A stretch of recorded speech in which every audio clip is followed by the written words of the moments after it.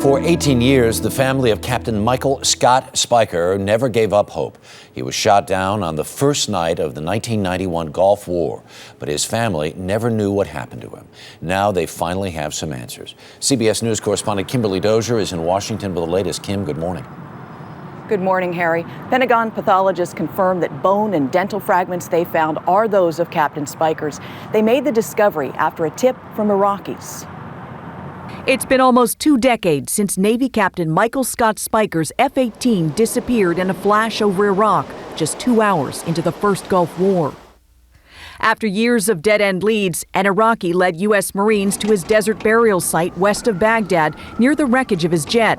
The Iraqi said he died in the crash. He remembered a plane going down, and he remembered the Bedouins burying the body.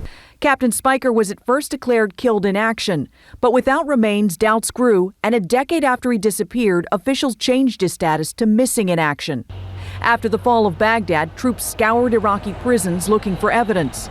All they found were the initials MSS carved on the wall, leaving investigators to wonder if Michael Scott Speicher had been held here. In the captain's hometown of Jacksonville, Florida, they kept up the campaign to continue searching. The family has thanked the Navy for never giving up.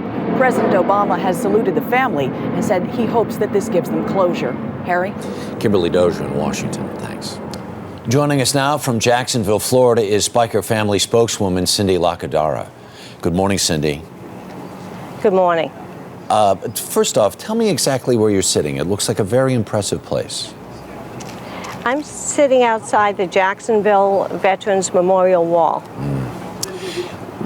This Speicher family has waited so long for some real news, some truthful news about what happened to Captain Speicher. What has been the reaction? What has been the emotional response? Well, of course, there's sadness at Scott's passing. That of course is normal and expected. And we've been preparing for either a joyful reunion or the sadness of his passing. There's pride in the country for doing what we always knew could be done, which is locating Captain Speicher.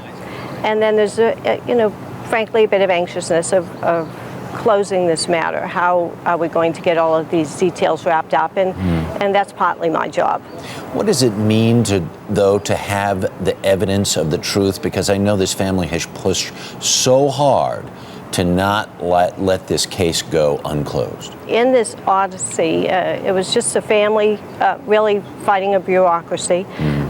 It was Buddy Harris taking all of his time and effort and getting to know this information, all the intelligence. It was retaining our own intelligence people when we needed to. And I think at this point there's a certain level of exhaustion, but a certain level also of accomplishment. They did succeed in setting up a new intelligence unit so that when one of our men or women is snatched, there's now an intelligence unit that understands the community in which they're taken and knows how to begin getting them. So they've accomplished a lot in addition to bringing Scott home. It's a long, long journey. Cindy, thank you very much for taking the time this morning. Do appreciate it. Thank you, sir.